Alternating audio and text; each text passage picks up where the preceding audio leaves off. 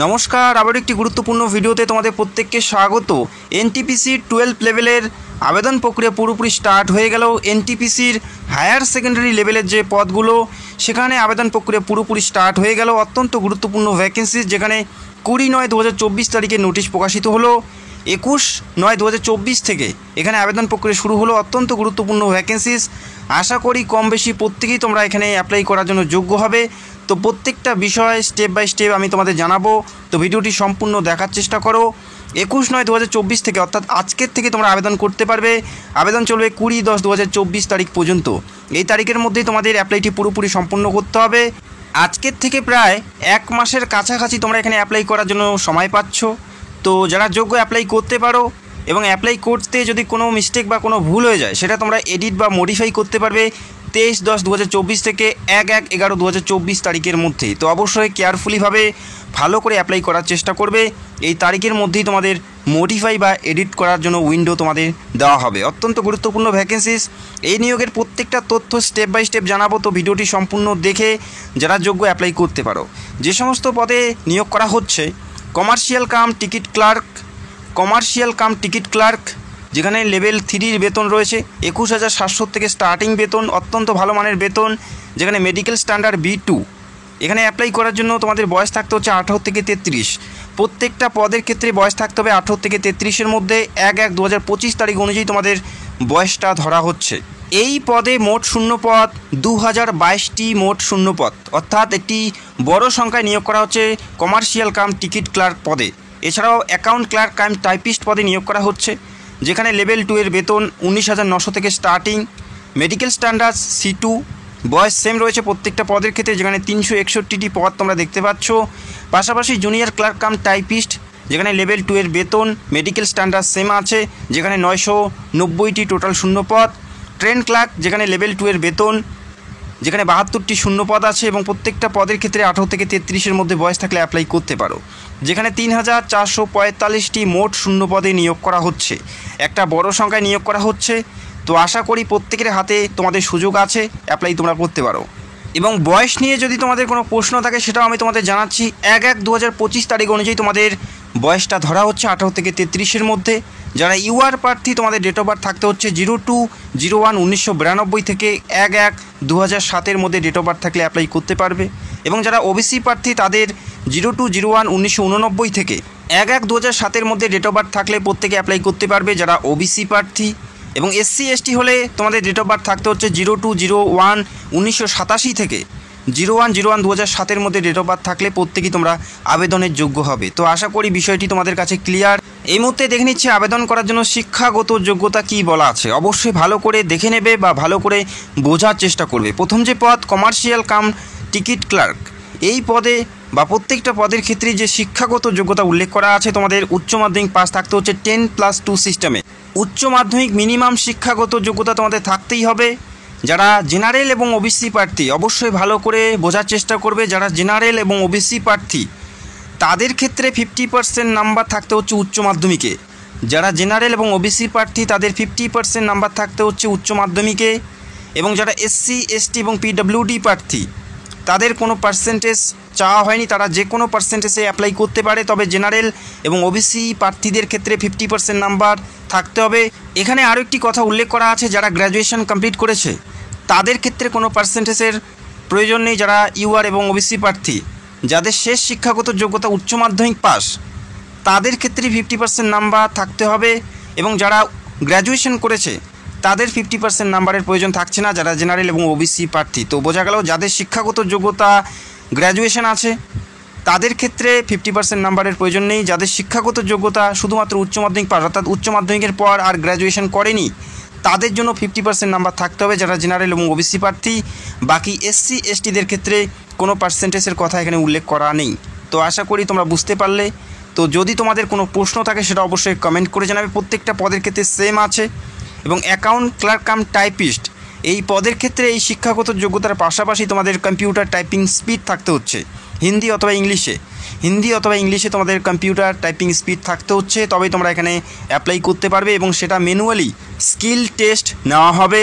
যে সমস্ত পদে টাইপিং আছে প্রত্যেকটাতেই তোমাদের টাইপিং স্কিল টেস্ট নেওয়া হবে। বাকি প্রত্যেকটা পদের ক্ষেত্রে শুধুমাত্র উচ্চ মাধ্যমিক পাশ করলেই তোমরা অ্যাপ্লাই করতে পারবে।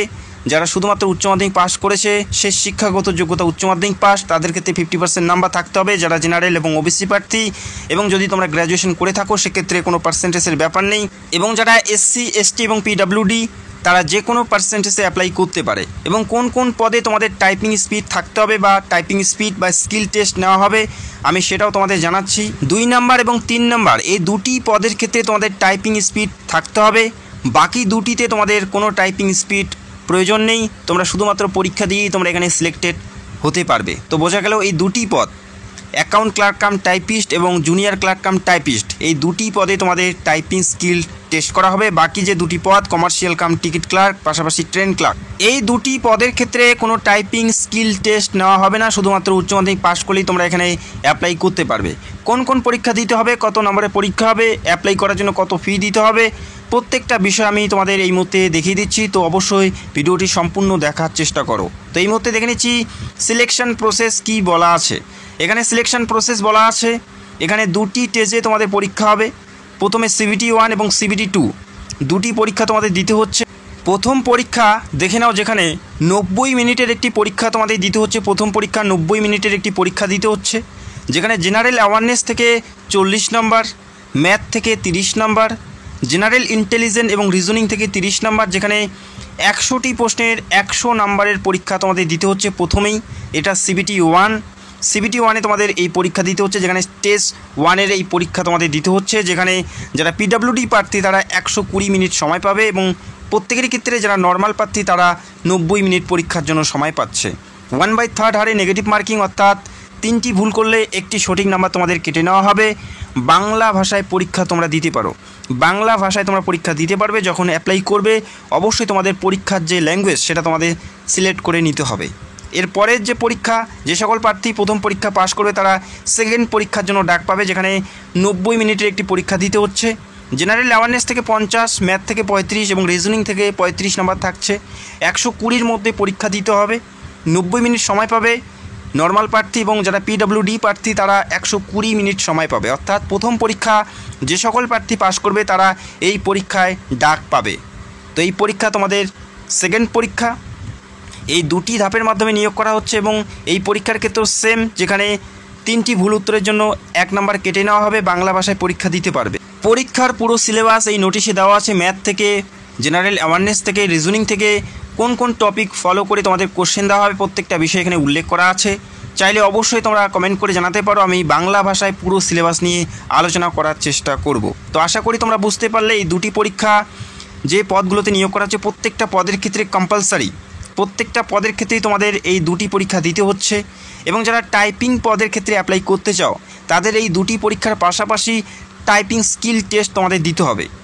তো আশা করি তোমরা বুঝতে পারলে, যেখানে commercial cum ticket clerk, account clerk cum typist, junior clerk cum typist এবং ট্রেন ক্লার্ক প্রত্যেকটা পদের ক্ষেত্রেই তোমাদের CBT 1 এবং CBT 2 তোমাদের দিতেই হবে।